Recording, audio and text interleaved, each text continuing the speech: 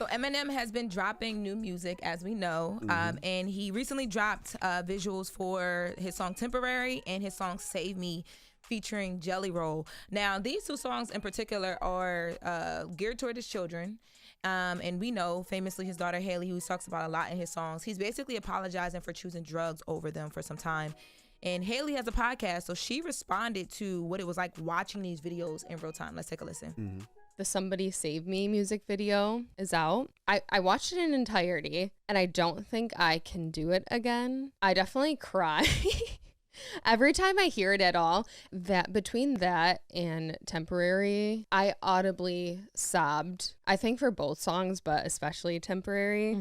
But I will say, I feel like my parents did such a good job growing up where I didn't realize how bad things were. But now, like as an adult in hindsight, it's so scary to think about. And I think that's why I get emotional so much. Like just thinking that that could have happened. I will say, like, if you've ever lost an addict or loved one, I feel for you. Yeah, she could barely hold back the tears in the podcast. I want to take a listen to the song Temporary. I'm sorry. I want to take a listen to the song Save Me featuring Jelly Roll so we can kind of get a gist of like what she's referring to. Stealing from this floor on the wheel. Somebody save me. Now, have you ever heard Jelly Roll's original Save Me song with Lainey Wilson? Oh, my God. Phenomenal. Phenomenal record. Well, listening to this one and watching the videos for this and for Temporary, I kind of got a little emotional for her because I can't imagine like just being a kid in that. And they actually have some of the video, like the home video footage from like when she was actually a kid. And then there's like reenactments as well too. But you know, Eminem had like a really bad battle with drugs, and he like had like that almost fatal OD in 2007. He like admits to like taking up to 20 sleeping pills a day sometimes. So I can only imagine kind of what that was like as a parent trying to be, you know, that you're famous, you got your kids.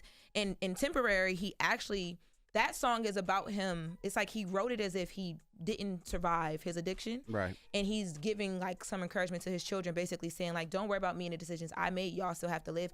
I would never be able to listen back to something like that. I would break down. Gotta be difficult. But you know, it's as parents sometimes, I guess you don't think about the effects at times when you miss your child's guitar, you know, class or your you know, the graduation or this, because you always think, well, I'll make the next one. Well, I was busy, I was working, I'll make the next one. But you don't understand the effects that it has on your kids, which is more important. Your kids don't care about the money. Right. They care about having their parents actually there. So he also was battling addiction. Yeah, and I think that's part of it. So that's the reason he was missing all of that stuff. You know, he was battling addiction. That's, to me, that's the moral of the story more than anything. Like he got over his drug addiction and became a better man. Yeah. Well, moving on, Cam Newton, he had a pretty interesting conversation. He sat down with a therapist named Dr. Bryant. Yep. And they talked about a lot of different stuff when it comes to dating and marriage and just like the family structure, men versus women. But there was a clip from the conversation that is going insanely viral, and we're going to get into it. Let's take a listen. I'm not married. I have beautiful children. How many? 8. By how many women? 3. I want more. I just want God to bring them. Oh, okay. My desire to get married is lower than my fear of divorce. So, as you had said, Dr. Bryant, I'm just taking my time. You're not taking your time. I am, though. You're being very action-based. You're not taking your time. You have 8 kids with 3 different women. Yes. You are creating, procreating, and multiplying. That is not taking your time. You're being very selectively active, okay? You want to take your time in having a wife because of your own fears, but you will selfishly create broken families, even if you're in their life, but these families are still broken. Every child cannot have Papa in the house with them. So some child, if not all, will end up with some kind of deficit without daddy being there. Well, don't sit with the lady if you don't want to hear the truth that Listen, the lady gonna tell you. Let me tell y'all, the way she was, that interview was 2 hours long. I watched it twice. The way she was spitting in that interview, and honestly, I thought it was a good. At first, I thought it was a good dynamic because, you know, Cam Newton, he's going to push back. He's going to say how he feels. But then the second time I watched it, I was a little disappointed by him. Why? Because I felt like even though he was speaking what he felt and it was his truth, I think he wasn't as open and receptive to a lot of the things that she was saying. And it was almost like he was like trying to get like the gotcha, I'm smarter than you moment rather than really listening to what she was saying from her point of view, which is why you brought her on the show. Well, that don't mean it won't hit him later. I hope it does, you know what I mean, hit him later. I don't know about a lot of his personal business, but I just always respected his conversations because he is really good at what he does. And I don't know why he felt a little closed off to her in that conversation, but I was like, she handled it very well, though. Well, that's what people say about Nick Cannon, too, as far as the broken home aspect of it, right? Dr. Brian sat down with Nick Cannon, too. I'm surprised that didn't go viral. So that did start going viral after this clip. And then also, too, and this was like kind of sad because she has nothing to do with this outside of the fact that she did have a baby by Cam Newton. But Jazzy, the comedian, the clip of her sitting down in an interview and talking about being a submissive woman to a man and all that stuff went viral as well. So it's a lot of people that got some shots following this interview. All right. I like Dr. Brian. I would like to have Dr. Brian at this year's Mental Health Expo, which we're about to announce soon. You know, I do my annual Mental Health Expo every year. She should come up here as well.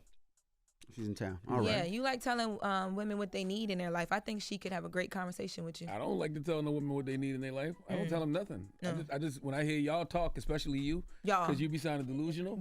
I just tell you the truth. I think that my delusion is warranted, though. Because the conversation changed a lot. At first, it was like, I don't need no man. I don't want no man. Then I'm like, Lauren, cut it out. She's like, well, I do want a man. You know, that don't mean I'm not happy. I never said you weren't. I've never said I don't need or want. I've said when I'm ready. And my delusion is warranted. You know, I was in a couple of Lulu summer. It's been a Lulu Lolo summer. And I've been having a time. But I'm going back inside soon, so don't even worry. Well, that is Jess with the Mess with Lauren LaRosa. So since Lauren doesn't like light-skinned men, Drake released 3 records over the weekend. She ain't mentioned it one time. She ain't played one Drake record. She ain't even hint towards it. I'm going to start the mix off with Drake. Because you like light-skinned men. Mama? I like black men. There you go. Like black men. I like black men. That's right. Wait a minute. Let me explain. Black men means all shades of men. She said all lives matter. All lives matter. Charlamagne the same. Charlamagne loves the same. Thank you, Mama. Yeah, because you only like light-skinned men. When we come back, it's The Breakfast Club. Good morning. Wake that ass up early in the morning. The Breakfast Club.